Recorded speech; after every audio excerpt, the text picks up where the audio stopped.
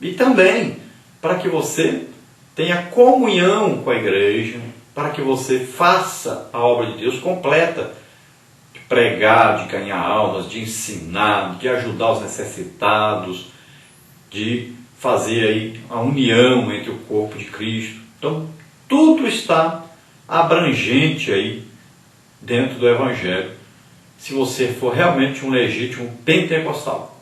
Todas essas áreas que nós estudamos hoje, aí do ir, levar a palavra de Deus, pregar o Evangelho, ensinar, discipular, ajudar os necessitados, tudo isso é a vida daquele que realmente é pentecostal. Vamos ver agora o nosso questionário, onde nós passaremos aí pelos principais pontos da nossa revista e você verá a resposta do questionário que está aí no nosso site na internet. Vamos passar então. Primeiro aí o textual, para completar. Portanto, ide, ensinai todas as nações, batizando-as em nome do Pai, do Filho e do Espírito Santo. Mateus 28, 19. A nossa verdade prática aí, a pergunta número 2, para completar.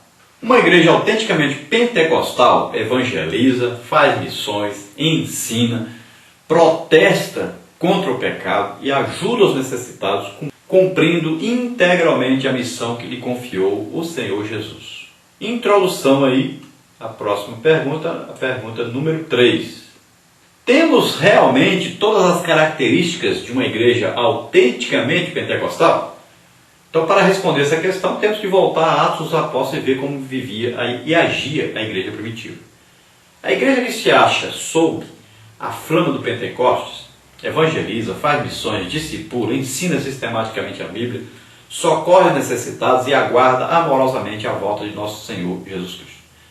A igreja que se acha sob a flama do Pentecostes age no poder do Espírito Santo. Primeira parte, então, evangelização, missão da igreja pentecostal. Pergunta número 4. O Senhor Jesus, antes da sua ascensão aos céus, instruiu os discípulos a respeito das 4 principais ações da igreja. Quais são? Então, pregar, fazer discípulos, batizar e ensinar, como está em Mateus 28, 19 e 20. Número 5, para completar. A igreja autenticamente pentecostal sai das 4 paredes para comunicar a mensagem do Evangelho. A igreja autenticamente pentecostal sabe do revestimento de poder. Todo cristão batizado pelo Espírito Santo é impulsionado a pregar a Cristo e a fazer discípulos. Os novos discípulos são constrangidos a fazer outros discípulos, dando sequência a um processo contínuo de geração de outras testemunhas. 2 Timóteo 2,2.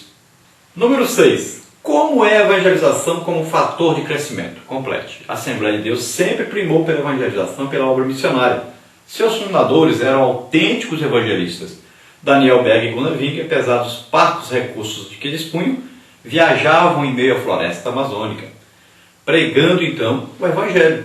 Devemos seguir-lhes o exemplo, pois ainda há muita terra a ser conquistada dentro e fora do Brasil.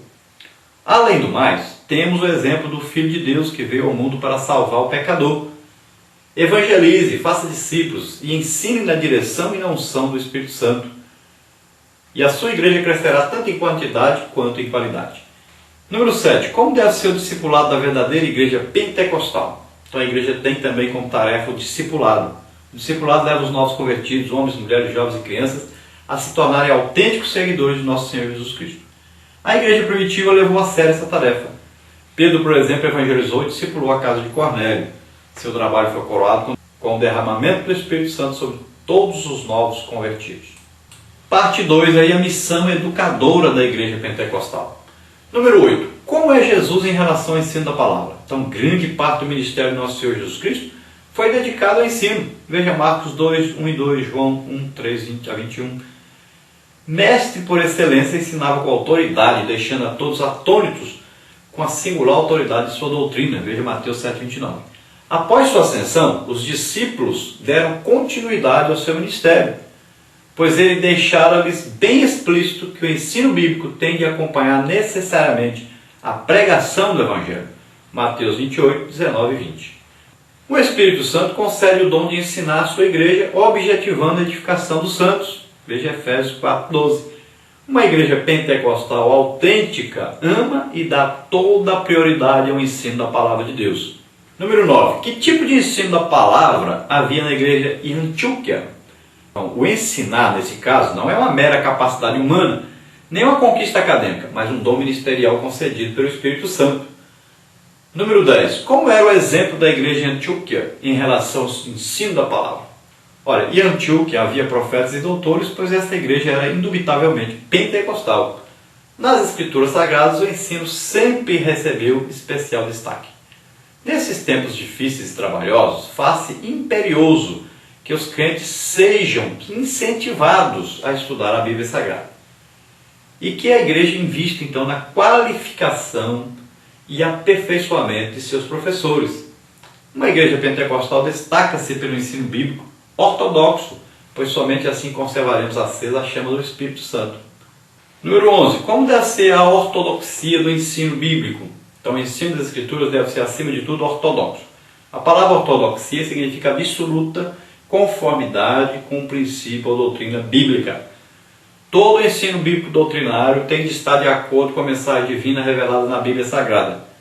Uma igreja autenticamente pentecostal acha-se edificada sobre o fundamento dos apóstolos e dos profetas, de que Jesus Cristo é a principal pedra de esquina, no qual todo edifício bem ajustado cresce para templo santo no Senhor.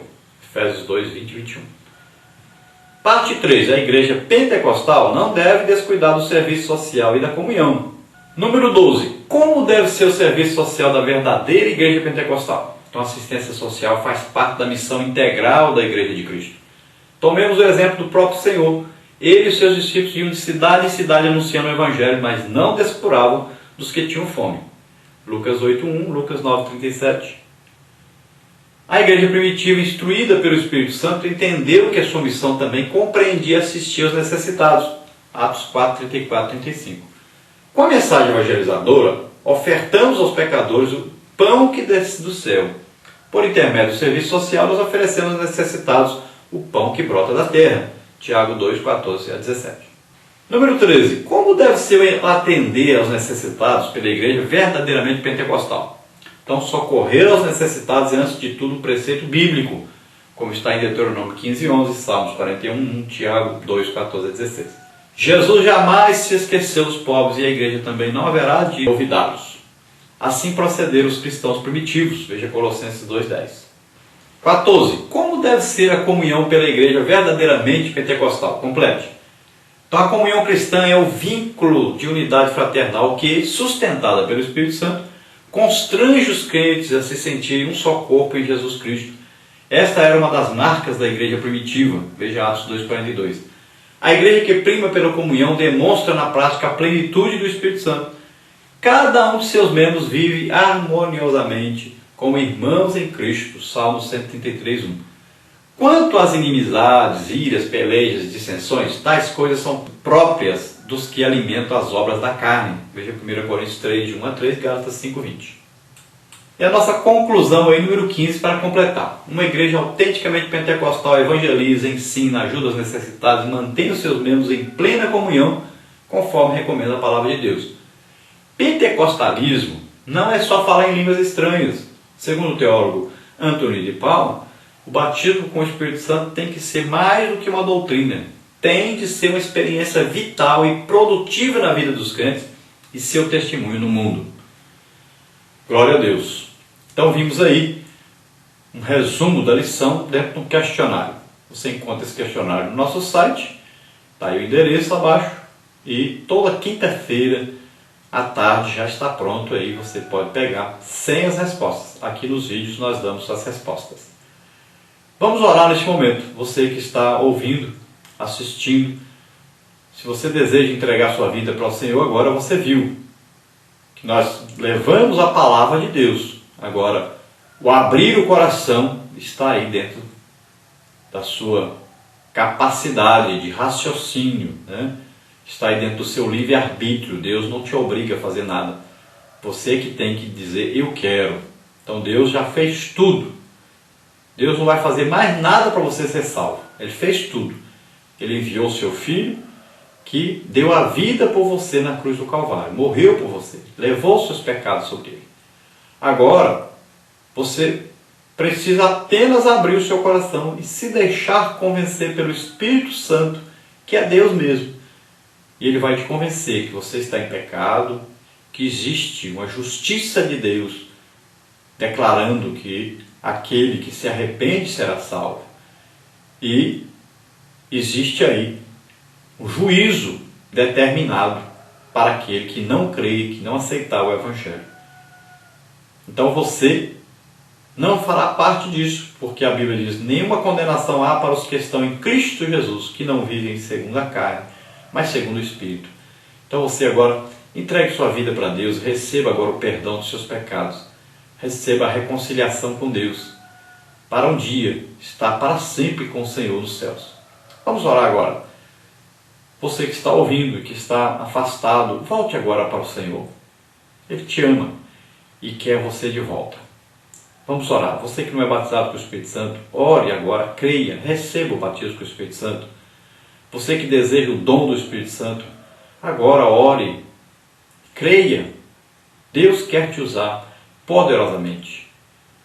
Você que deseja ajudar financeiramente, ajudar com alguma coisa aos necessitados, procure a direção da igreja, leve lá ajuda, leve uma cesta básica, leve roupas, leve algum objeto, alguma coisa que você pode ajudar, ajude aos necessitados. E você desprenda-se, faça a obra de Deus. Você, professor, procure fazer uma classe extra. Se você dá aula no domingo pela manhã, faça uma classe domingo à tarde em algum lugar, ou no sábado. Faça uma classe de escola bíblica dominical também fora da congregação. Ajude aqueles que não têm acesso à escola bíblica dominical. Você não foi chamado para esse ministério de ensinar a palavra de Deus? Pois ensine também fora da igreja. Evangelize através do ensino. Vamos orar agora. Pai querido, em nome de Jesus, te apresentamos essas vidas que se chegam a Ti. Regrande-os te crai-me força e cantarare o louvor de anacasterei.